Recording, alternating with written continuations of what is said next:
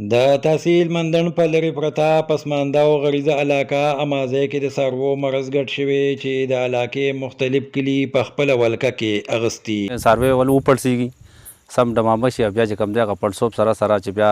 خولهوازي شروع کړي چې څنګه خولهوازي شروع کړي ژبه یې پار شي بیا ژبه درنه کوي نه که ولاړو چې ولاړ ورته وي که ملاس چې ملاس دغه شي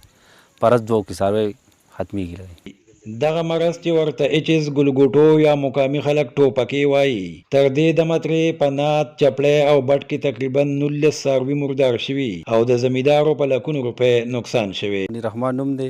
نات مې کړی دی او زمونږ چې کوم دی تندی 3 لنګې میښې وي هغه مردارې شوي سره د بچو شپږ څاروي زمونږ دغه مردار شوي یو سرسنډه مردار شوی زمونږ دغه اسره وه دغه تمه وه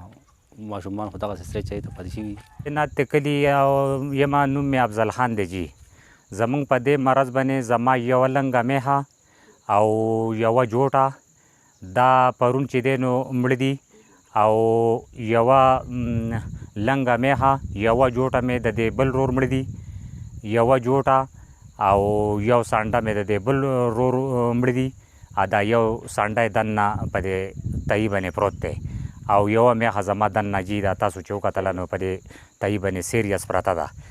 د تیرو څو ورځو نه شروع د دغه مرض باره کې مقامي خلک ګیله کوي چې مرض په تیزۍ سره خورېږي خو له حکومت لا تر دې دمه اکشن نه دی اخیستی او موږ په پرایویټ سطح د مرض علاج کوو. دې علاقه کې څاروي د خلکو مړه دي خلک ورته بېځان ولاړ دی لکه ټول غریب خلک دی لکه او مرض ګډ شوی دی او د مرض باندې بالکل نه پې دا ډاکټران پوهېږي چې دا لا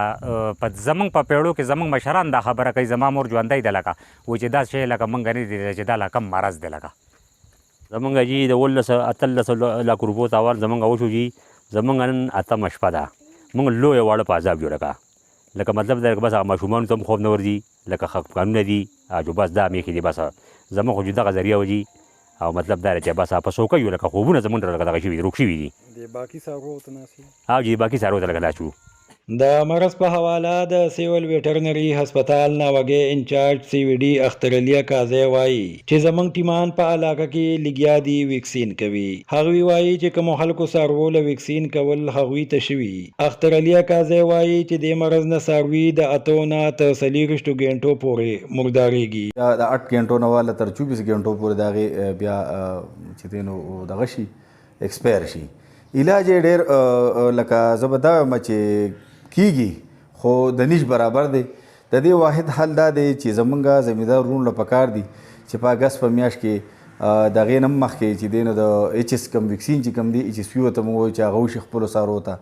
په ډېر کې لکه ګران هم نه دي 10 روپۍ 20 روپۍ څاروي د هغې باندې تقریبا او پیډي راځي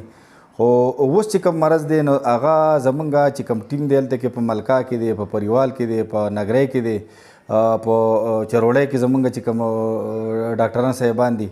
زمونږ ډسټرکټ ډایرکټر اختر علي صاحب هغې په هدایتو باندې هغې هلته ولېږلو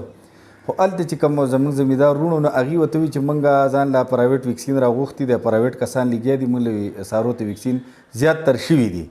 او چې کوم کسان پاتې وو نو چا وي چې موږ ځان له دمګرې راوستی دی پیړۍ خو دم کړي دي چا وي چې موږ لښتې دم کړي دي زموږ ټیم سهار لړو تر ماښامه پورې هغې هسې وګرځېده ځای په ځای خو زیات تر هغې وي چې موږ څاروو ته ویکسین کړي دي. کوچر حکومت د مرض کنټرول کولو لپاره پوری اقدامات ونه کړل نو ممکن ده چې دا مرض د بونیر نورو علاقو او د مابڼ په شا صوابې تورغر او هریپور ضلعو ته هم خور شي. عمران بونیری، امازی، مندڼ، بونیر.